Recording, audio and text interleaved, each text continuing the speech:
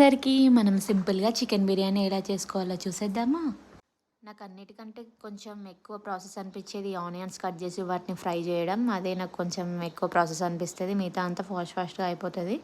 Chicken అయితే మంచిగా wash చేసుకొని దాంట్లోకి అయితే పుదీనా, కొత్తిమీర, కారం, ఉప్పు, పసుపు, ధనియాల పొడి, అల్లం వెల్లుల్లి పేస్ట్, కొంచెం గరం మసాలా అండ్ లాస్ట్లో అయితే చికెన్ బిర్యానీ మసాలా ప్యాకెట్ ఉంటుంది కదా, ఒకటి వేస్తాం మొత్తం.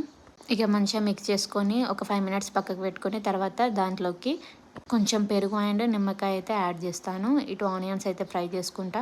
ఇంకా మ్యారినేట్ చేసుకున్న చికెన్ అయితే ఫ్రిడ్జ్లో పెట్టేసి రైస్ కోసము 3 గ్లాస్ రైస్కి 5.5 గ్లాస్ వాటర్ తీసుకొని దాంట్లోకి పుదీనా అండ్ మిర్చి, ఓల్ గరం మసాలా అయితే యాడ్ చేసి వాటర్ మరుగుతున్న టైంలో నానబెట్టుకున్న రైస్ అండ్ సాల్ట్ అయితే వేసి అన్నం అయితే 70% ఉడికించుకుంటాను. నెక్స్ట్ అయితే ఆనియన్స్ ఫ్రై చేసుకున్న బౌల్ ఉంటుంది కదా, దాంట్లో నుంచి కొన్ని ఆనియన్స్ అయితే తీసి అదే ఆయిల్లో చికెన్ అయితే ఫ్రై చేసుకోవాలి ఒక 30% వరకు. తర్వాత దాని మీద కొత్తిమీర అండ్ పుదీనా, ఫ్రైడ్ ఆనియన్స్ వేసుకొని మనం 70% కుక్ చేసుకున్న రైస్ని అయితే దాంట్లోకి యాడ్ చేసుకోవాలి. పుదీనా అండ్ కొత్తిమీర ఎంత వేస్తే అంత మంచి టేస్ట్ ఉంటుంది బిర్యానీ. ఎయిర్ బయటికి రాకుండా క్యాప్ పెట్టేసుకొని స్టవ్ పైన పెనం పెట్టి బిర్యానీ పైన ఏదైనా వెయిట్ పెట్టుకొని సిమ్లో ఒక 15 to 20 మినిట్స్ అయితే ఉంచాలి. అంతే, తర్వాత స్టవ్ ఆఫ్ చేసుకోవాలి. బిర్యానీ రెడీ.